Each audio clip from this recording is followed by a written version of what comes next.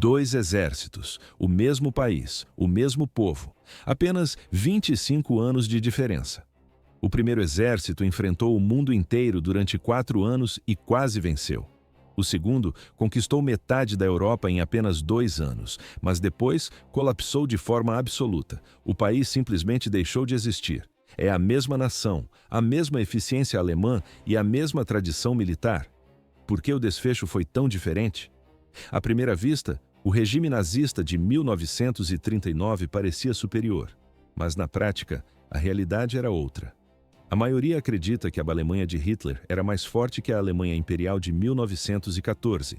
Tecnologia de ponta, táticas inovadoras, blitzkrieg contra a guerra de trincheiras. No entanto, os números contam uma história diferente. Ao analisar a capacidade industrial e o que cada Alemanha suportava sob pressão extrema, a lógica da superioridade nazista começa a falhar. Antes da análise técnica, observe uma imagem específica. As divisões Panzer avançam sobre a Polônia.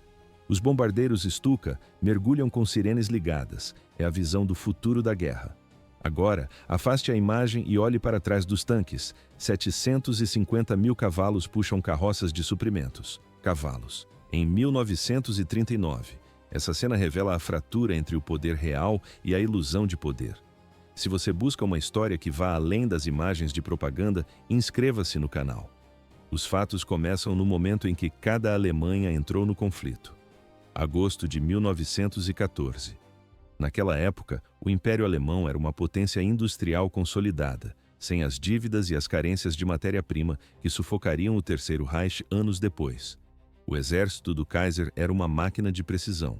O exército de Hitler era um apostador jogando todas as fichas na primeira rodada. Não havia margem para erro. Na filmagem da época, nota-se: a infantaria de 1914 marchava com uniformes novos e equipamentos padronizados. Já em 1939, o contraste entre o topo tecnológico e a base rudimentar era visível.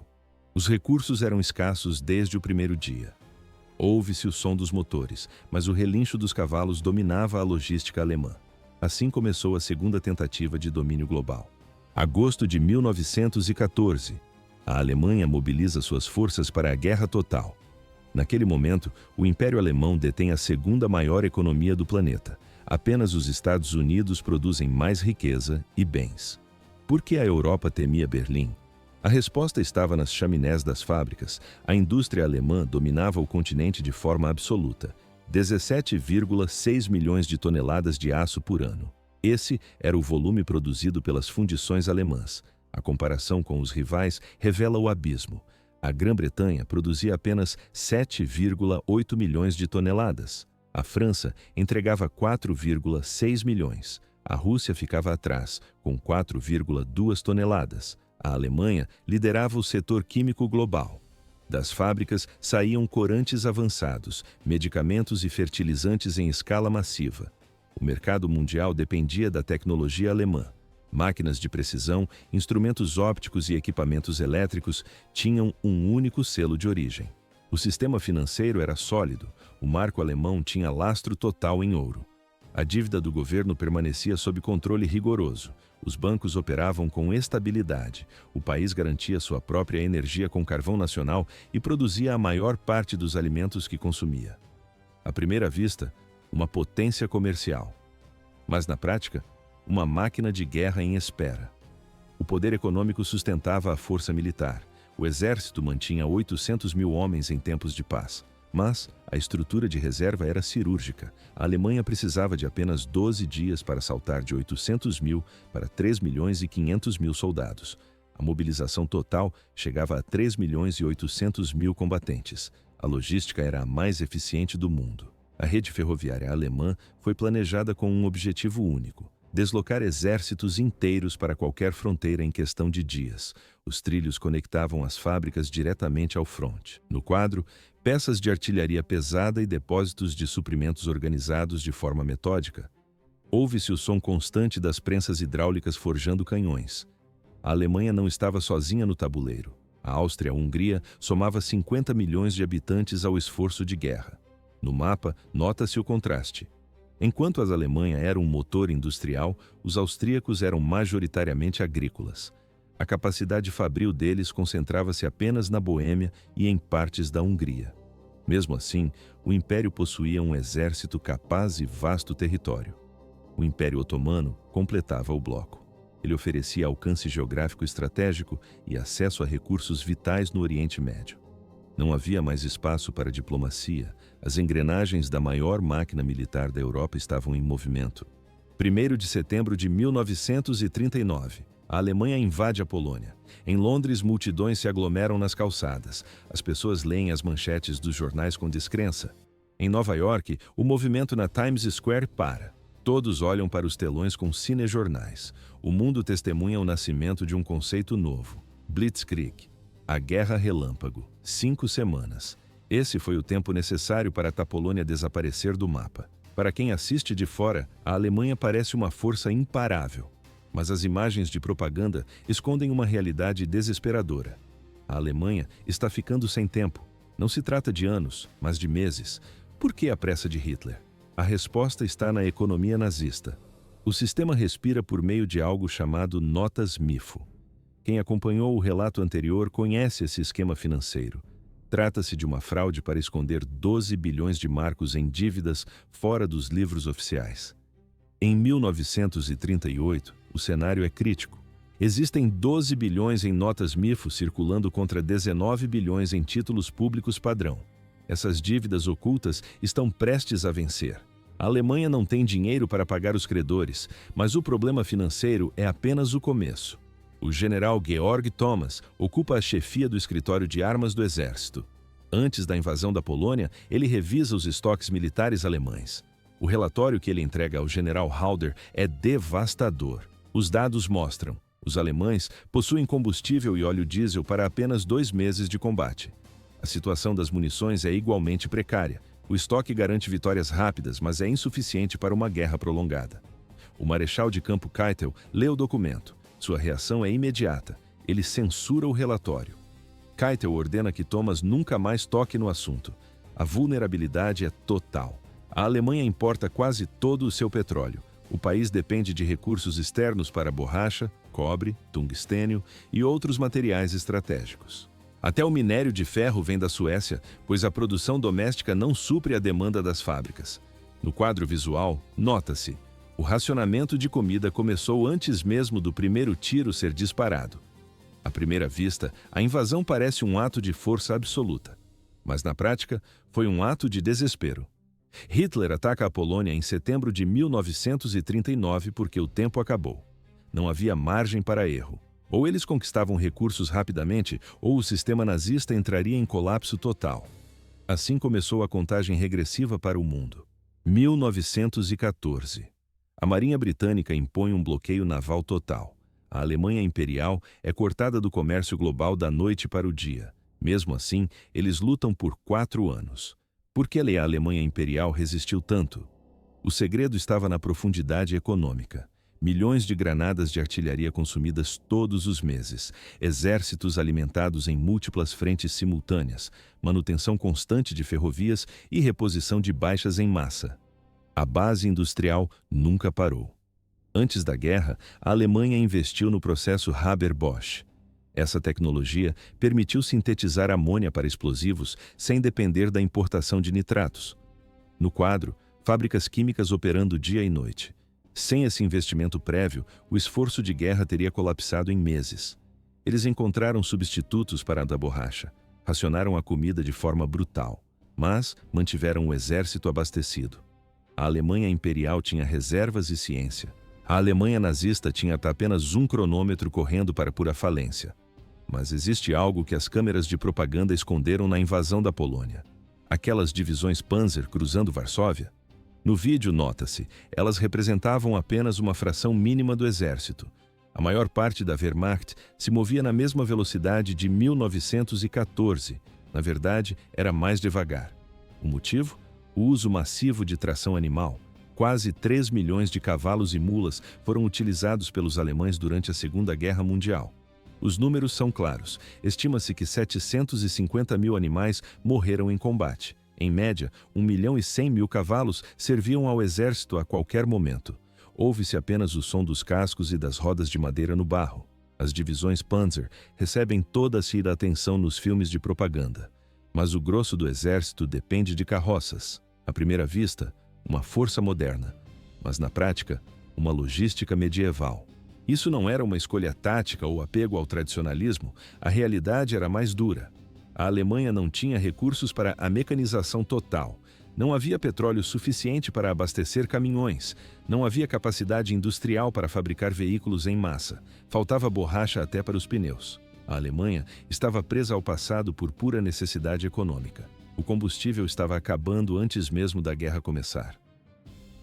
1914. O Império Alemão movimenta exércitos inteiros através de trilhos. A rede ferroviária é uma das mais extensas do planeta. Locomotivas, vagões e trilhos saem de fábricas nacionais. Tudo foi construído com um único objetivo: a mobilização militar imediata. O sistema é rápido, eficiente e autossustentável. Por que a Alemanha de Hitler não repetiu esse padrão em 1939? A resposta é a falta de recursos. Na prática, o exército nazista ainda depende de cavalos. A mecanização total exige combustível e aço que o regime não possui em abundância. O contraste se repete no mar. Em 1914, a Marinha Imperial é a segunda maior potência naval do mundo. A frota de alto mar possui encouraçados modernos. Eles podem desafiar a Marinha Real Britânica em combate direto. Foram anos de construção e investimentos massivos. Em 1939, a realidade é outra. A Marinha Alemã possui apenas alguns encouraçados e poucos cruzadores pesados. A frota de submarinos ainda é pequena. No quadro geral, a força naval é insuficiente para um conflito de larga escala. O almirante Raeder faz alertas constantes. Ele repete a mesma frase para Hitler: a Alemanha não está pronta para uma guerra naval contra a Grã-Bretanha. Existe o Plano Z. O projeto visa construir uma frota capaz de enfrentar os britânicos, mas o prazo final é 1948. O cronograma aprovado no início de 1939 é claro. A frota só estaria completa em 9 anos. Se a guerra começar agora, a Marinha terá funções limitadas. Os oficiais só podem realizar operações pequenas e torcer pelo melhor. Mesmo assim, o general Halder ordena a invasão da Polônia. O alto comando não planeja uma guerra de longa duração. A estratégia consiste em uma sequência de guerras curtas e brutais. O objetivo é derrubar a Polônia em semanas. Depois, derrubar a França em semanas. Por fim, destruir a União Soviética com a mesma rapidez. A logística é desesperada. É preciso confiscar os recursos dos países invadidos antes que os estoques alemães acabem. Na Polônia, o plano funciona. A vitória ocorre em 5 semanas. Na França, a estratégia se repete. O país cai em apenas 6 semanas, mas então surge a União Soviética. O general Halder, chefe do Estado-Maior, registra cada passo em seu diário. Nas filmagens da época, nota-se o avanço das colunas de tanques. As anotações das primeiras semanas transbordam confiança. Halder escreve que o sistema soviético está colapsando. A vitória final parece uma questão de dias. À primeira vista, o triunfo era inevitável. Mas na prática, o inverno mudou o jogo. Em dezembro, o tom do diário de Halder muda completamente. O otimismo desaparece. Os relatos agora descrevem o frio, a lama e a resistência inesperada. A ofensiva rápida estancou diante de Moscou. Não havia plano reserva. Assim, a guerra curta se tornou um conflito de extermínio sem fim à vista. 3 milhões de soldados, 3.000 tanques, 2.000 aeronaves. Junho de 1941. A Alemanha nazista inicia a maior operação militar da história da humanidade. O plano era direto: derrubar a União Soviética em apenas 6 ou 8 semanas. Os objetivos eram claros: capturar os grãos da Ucrânia, os campos de petróleo do Cáucaso e toda a base industrial da Rússia Ocidental. Depois disso, Hitler voltaria suas forças para o oeste para aniquilar a Grã-Bretanha. Mas havia um erro de cálculo. À primeira vista, uma vitória inevitável, mas na prática, um pesadelo logístico oculto. Nos diários do general Halder, escritos entre julho e agosto, a confiança era total, mas as anotações revelam uma verdade perigosa. Halder sabia que a logística era impossível. O combustível era escasso. A munição não bastava para um combate prolongado. Mesmo assim, Hitler ordenou o avanço. No quadro, mapas riscados e colunas de blindados avançando pelo barro. No início de dezembro, as forças alemãs alcançaram os arredores de Moscou. A distância era de apenas 19 quilômetros. Através de binóculos, os oficiais alemães conseguiam ver as torres do Kremlin, mas eles não tinham força para entrar na cidade. 5 de dezembro de 1941. O ponto de virada. A União Soviética lança uma contraofensiva massiva em toda a linha de frente. O inverno de 1941 foi o mais rigoroso em 200 anos. Os termômetros marcaram 40 graus negativos. Ouve-se o metal estalando sob o gelo. Os soldados alemães não tinham uniformes de inverno. O equipamento travava, motores de tanques não ligavam, óleo lubrificante virava graxa sólida, rifles paravam de disparar. As tropas que surgiam da neve eram diferentes, eram divisões siberianas frescas, soldados profissionais treinados para o combate no gelo. Eles usavam esquis, camuflagem branca e armas que não falhavam no frio. A ofensiva alemã parou. Depois, começou a retirada. Na filmagem, nota-se soldados alemães enrolados em mantas civis abandonando canhões pesados na neve. De repente, a Alemanha nazista encarava o seu maior medo. Uma guerra de atrito longa e sangrenta, um inimigo que conseguia repor cada perda. Um país com recursos vastos que simplesmente se recusava a entrar em colapso. A guerra rápida tinha acabado. O tribunal da história começava a decidir a sentença. 1914. A Alemanha Imperial enfrentou 4 anos de guerra total contra a Grã-Bretanha, França, Rússia e Estados Unidos. O país lutava em múltiplas frentes simultâneas sob um bloqueio naval severo. O comércio global foi cortado. Ainda assim, o regime resistiu. Por que o Império durou tanto tempo? A resposta não está no campo de batalha. Em 1918, a linha Hindenburg continuava intacta. Tropas alemãs ainda ocupavam territórios estrangeiros. O exército não havia sido derrotado nos combates diretos. O colapso veio de dentro. Uma revolução interna destruiu o governo e paralisou o sistema político. A frente doméstica cedeu antes dos soldados. Militarmente e economicamente, eles sustentaram o esforço de guerra por 4 anos, mesmo cercados e em desvantagem numérica. A Alemanha nazista não possui essa mesma resistência. Em 1944, o cenário é de desespero. O país raspa o fundo do barril.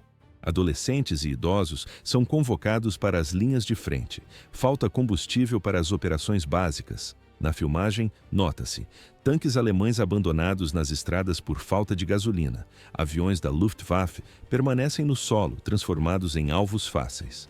A base industrial é bombardeada 24 horas por dia pelos aliados. A estrutura produtiva vira escombro, mas a posição estratégica revela o maior erro. Em 1914, a Alemanha Imperial tinha aliados que realmente lutavam ao seu lado. Em 1939, Hitler está essencialmente sozinho. O Japão trava uma guerra isolada na Ásia. A distância geográfica impede qualquer ajuda coordenada na Europa. Quando a Alemanha invade a União Soviética em junho de 1941, os japoneses observam a distância. Eles não atacam. O foco de Tóquio é o Sudeste Asiático e o Oceano Pacífico. Havia um motivo concreto para essa paralisia japonesa. A Batalha de Khalkhin-Gol, em 1939. Naquele confronto, as forças soviéticas derrotaram o exército japonês de forma decisiva. O alto comando em Tóquio entendeu o recado. Enfrentar o Exército Vermelho era um erro caro demais. O resultado foi um pacto de neutralidade. O documento foi assinado entre Japão e União Soviética em abril de 1941. Isso aconteceu apenas 2 meses antes da invasão alemã. Hitler avançou sozinho para o leste. Não havia margem para erro, e o erro foi estratégico. 10 de junho de 1940. Benito Mussolini declara guerra à França e à Grã-Bretanha. A Alemanha agora luta contra a União Soviética praticamente sozinha. A Itália não ajuda. Na verdade, ela atrapalha. A Itália deveria ser uma grande potência. O país exibe um exército numeroso, uma frota naval moderna e colônias extensas na África. Mas a realidade é outra. No campo de batalha, o regime de Mussolini torna-se um fardo estratégico para Hitler. Por que a Itália falhou tão rápido? Parecia haver preparo e recursos, mas a estrutura militar era frágil e a liderança era incompetente. 13 de setembro de 1940. Tropas italianas cruzam a fronteira da Líbia e invadem o Egito. A resposta britânica é brutal. Durante a Operação Compass, os ingleses aniquilam o 10º Exército Italiano. Divisões inteiras depõem as armas sem resistência. O saldo é humilhante. 130 mil soldados italianos são feitos prisioneiros em apenas 60 dias. É uma das vitórias mais desproporcionais da história militar mundial.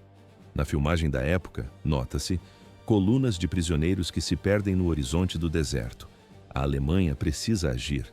Em fevereiro de 1941, Hitler envia Erwin Rommel e o Afrika Korps para o norte da África. O objetivo não é a vitória total, mas evitar o colapso completo dos italianos. 28 de outubro de 1940. Mussolini ataca a Grécia. O desastre se repete. Os gregos não apenas resistem, mas empurram os invasores de volta para a Albânia. Em pouco tempo, a Grécia ocupa 25% do território albanês. À primeira vista, uma invasão imperialista, mas na prática, um recuo vergonhoso. Hitler é forçado a intervir novamente. Em 6 de abril de 1941, a Alemanha invade a Iugoslávia e a Grécia para salvar o aliado. Essa manobra tem um preço alto. O ataque à União Soviética, a Operação Barbarossa, é adiado em 5 semanas. 5 semanas cruciais. A Alemanha perde esse tempo antes da chegada do inverno russo. No quadro tático, o tempo estava acabando. Muitos historiadores defendem que esse atraso custou a guerra para a Alemanha. As 5 semanas perdidas nos Balcãs fizeram com que a Wehrmacht chegasse aos arredores de Moscou apenas em dezembro, e não no início de novembro. O frio extremo de 30 graus abaixo de zero paralisou os tanques. O consumo de recursos foi massivo. A Alemanha desviou 29 divisões para os Balcãs apenas para limpar a bagunça de Mussolini. O preço da lealdade italiana foi o congelamento da ofensiva principal. Não havia margem para erro. E o erro foi a Itália. 6 divisões blindadas de um total de 19. 1.200 tanques de um estoque de 3.200. Essas máquinas seriam decisivas na Rússia, no norte da África ou nos Balcãs. Mas o cenário era outro. Em todos os lugares onde a Itália entrava em combate, a Alemanha precisava enviar tropas para o resgate.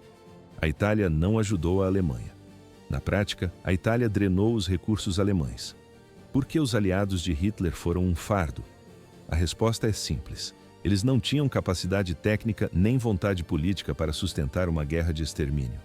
O contraste com a Primeira Guerra Mundial é evidente. O Império Austro-Húngaro tinha problemas graves, mas manteve exércitos em combate por 4 anos. Eles lutaram simultaneamente contra a Rússia, a Itália e a Sérvia. Já os otomanos prenderam forças britânicas e russas no Cáucaso e no Oriente Médio por anos. Mas na Segunda Guerra Mundial, os aliados da Alemanha nazista não ajudavam. Frequentemente, eles pioravam a situação. Para enfrentar a União Soviética, a Grã-Bretanha e os Estados Unidos, o apoio militar real era obrigatório. A Alemanha nazista não tinha esse apoio. Dezembro de 1941. Esse é o ponto de virada. A Alemanha está perdendo na Rússia. A economia alemã sobrevive apenas de recursos saqueados de territórios ocupados.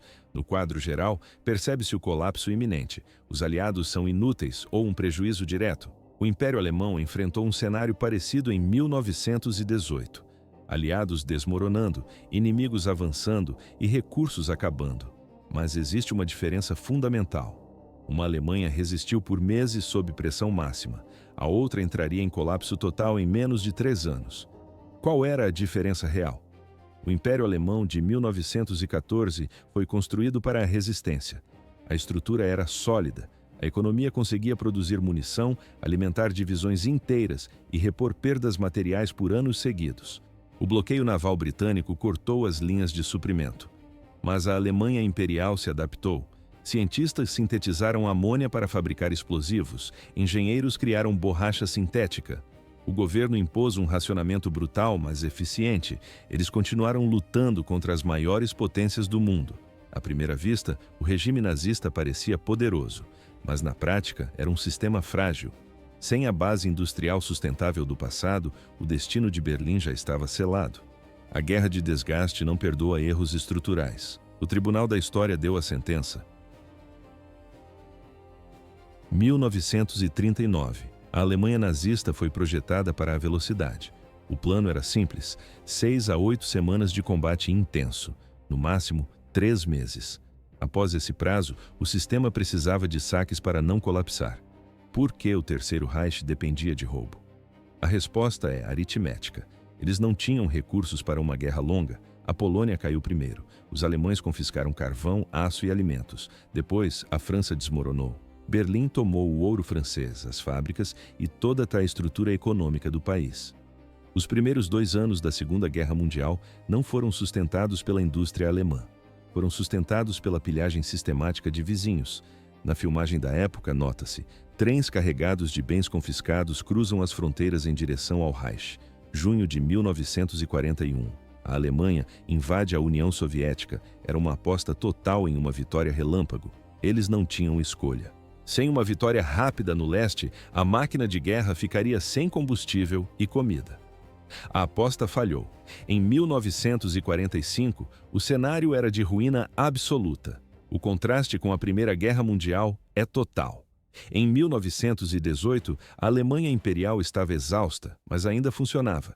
Os exércitos estavam intactos nas frentes de batalha. A produção industrial continuava operando. O colapso final foi político, não militar. Mas, na Alemanha de 1945, o fracasso foi sistêmico. As forças armadas foram aniquiladas no campo. As cidades viraram montes de escombros. A economia deixou de existir. O próprio Estado alemão desapareceu do mapa. Eram as mesmas pessoas, a mesma tradição militar prussiana. Mas havia uma diferença crucial. O Império de 1914 foi construído sobre a realidade econômica. O Terceiro Reich foi construído sobre uma bomba-relógio. Qual Alemanha era realmente mais forte? À primeira vista, a Alemanha de 1939 parece imbatível. Ela vence no papel. Tinha tanques superiores, aviões modernos e uma doutrina de armas combinadas revolucionária. Mas, na prática, a força real é medida pela resistência. Se o objetivo é lutar e vencer uma guerra de larga escala, a Alemanha Imperial de 1914 era superior.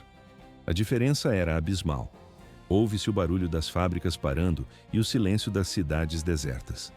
A força não se resume ao primeiro soco desferido. A força real é continuar de pé quando a luta entra na prorrogação. A Alemanha nazista não tinha fôlego para o segundo round. O tribunal deu a sentença final nos escombros de Berlim. 1918. Adolf Hitler estudava a derrota alemã na Primeira Guerra Mundial de forma obsessiva. Ele buscava uma única resposta. Por que a Alemanha perdeu? Sua conclusão foi direta. A Alemanha não foi agressiva o suficiente. O país lutou de forma defensiva e permitiu que o conflito se tornasse uma guerra de desgaste. Por que Hitler rejeitou as táticas de trincheiras? Ele acreditava que a hesitação foi o erro fatal do Kaiser, mas a realidade era mais complexa que uma simples falha tática. Hitler ignorou a logística e focou na velocidade. Ele construiu uma máquina militar projetada exclusivamente para guerras relâmpago. O objetivo era simples: esmagar o inimigo antes da mobilização total, capturar recursos antes que o estoque próprio acabasse, ataques curtos, violentos e decisivos. O plano funcionou no início. Na filmagem da época, nota-se a velocidade das divisões Panzer. A Polônia caiu em semanas. A França colapsou em pouco mais de um mês. Até a União Soviética recuou nos primeiros meses de 1941. Mas o sistema tinha uma falha crítica. No quadro, tanques parados por falta de combustível. O sistema alemão dependia de vitórias imediatas. No momento em que a Alemanha enfrentou inimigos que se recusaram a colapsar, a estrutura ruiu.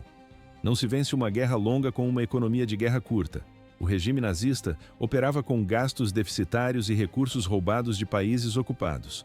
A base industrial não sustentava perdas massivas. Quando os tanques eram destruídos, não havia aço ou fábricas suficientes para reposição imediata. Guerras são vencidas por economias, não apenas por exércitos. A vitória depende da capacidade de produção, não apenas de brilho tático. Vence quem consegue absorver o castigo e continuar lutando. O Império Alemão de 1914 entendia isso. A Alemanha nazista esqueceu. À primeira vista, a Blitzkrieg parecia invencível. Mas na prática, era uma aposta de tudo ou nada. Essa diferença estratégica selou o destino do conflito. A Alemanha do Kaiser resistiu 4 anos contra o mundo inteiro. A Alemanha de Hitler colapsou totalmente em 6. O motivo foi a exaustão física e financeira. Imagine que o ano é 1939. Você é um planejador militar com 2 escolhas na mesa. A primeira opção, construir uma força para golpes de nocaute rápidos. A segunda, focar na resistência de longo prazo. Hitler escolheu a velocidade. O resultado foi o tudo ou nada do Blitzkrieg. Os aliados escolheram a resistência. Eles aceitaram perdas iniciais, construíram fábricas imensas e superaram a produção alemã. A história prova que a resistência venceu o impacto inicial. Mas, em 1939, sem saber o futuro, qual seria sua decisão? A aposta na velocidade ou a preparação para o desgaste? Escreva sua opinião abaixo. Essa escolha define como nações se preparam para o desconhecido. Entender a logística por trás das armas revela o verdadeiro poder de um Estado. Assim terminou o sonho do Reich de 1000 anos. O combustível acabou e as fábricas pararam.